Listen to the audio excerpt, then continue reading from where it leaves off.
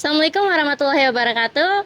Kami dari kelompok START ingin menampilkan video wawancara kami yang berjudul Anti Korupsi.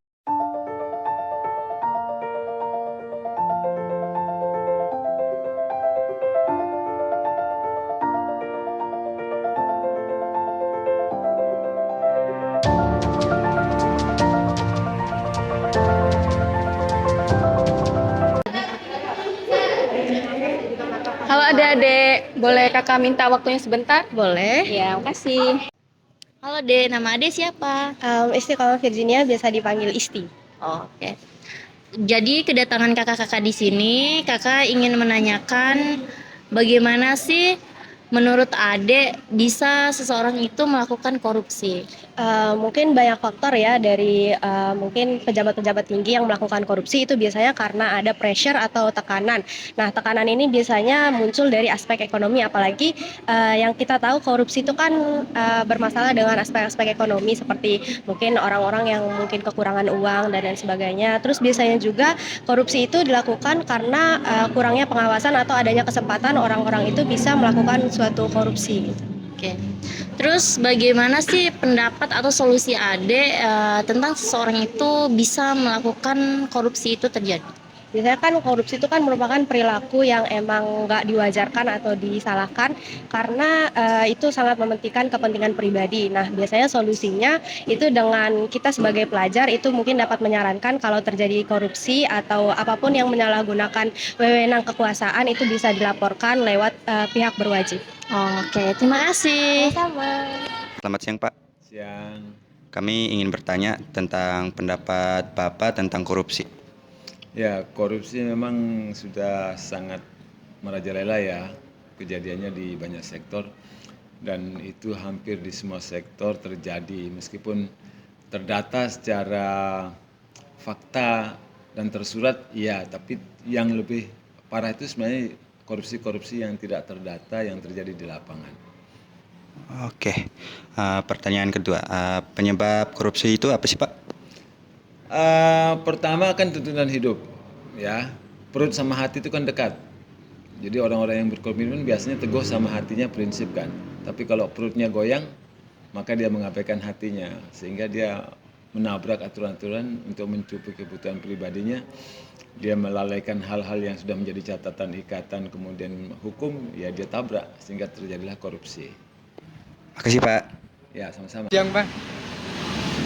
Siang.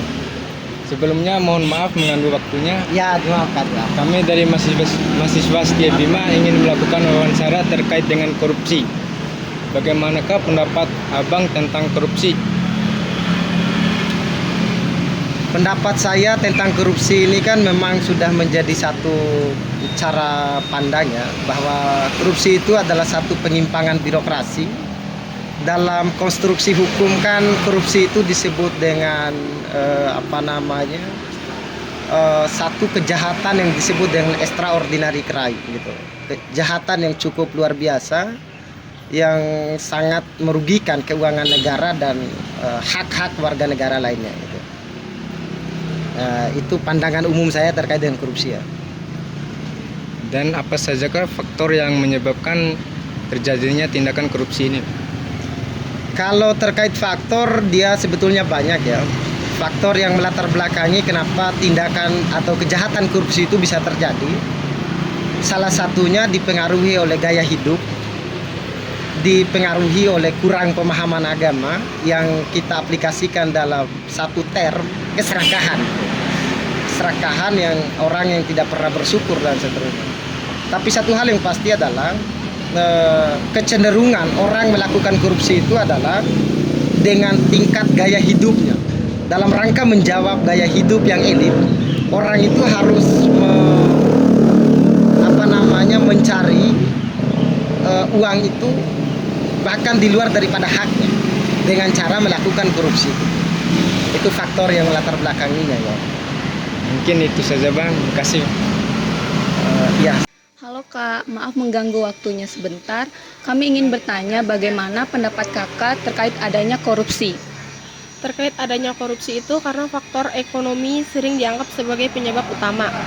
korupsi. Di antaranya yaitu tingkat pendapatan atau gaji yang tidak memenuhi kebutuhan dan juga disalahgunakan oleh oknum-oknum pejabat yang tidak bertanggung jawab atas wewenang yang telah diberikan oleh negara.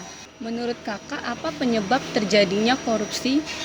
Oke, terjadinya korupsi itu karena bisa jadi karena gaya hidup yang terlalu tinggi, penghasilan yang tidak sepadan dengan pengeluaran, dan pendapatan yang sangat rendah sehingga menyebabkan terjadinya korupsi.